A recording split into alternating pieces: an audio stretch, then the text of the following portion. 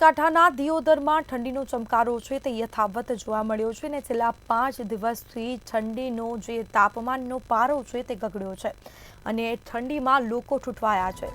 હાડ થીજવતી ઠંડી છે તે પડી રહી છે અને હાડ થીજવતી ઠંડીના કારણે જનજીવન પ્રભાવિત થયું છે।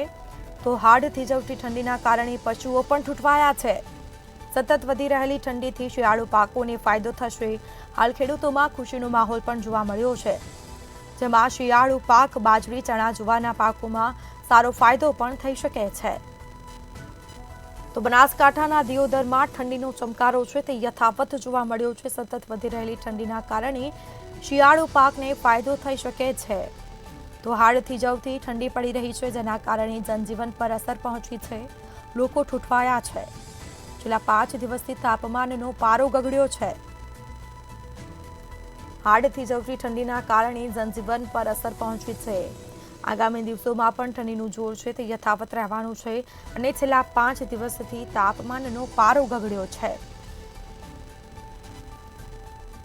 તો બનાસકાંઠાના દિયોદરમાં ઠંડીનો ચમકારો છે તે યથાવત જોવા મળ્યો। લોકો તાપણાનો સહારો લઈ રહ્યા છે।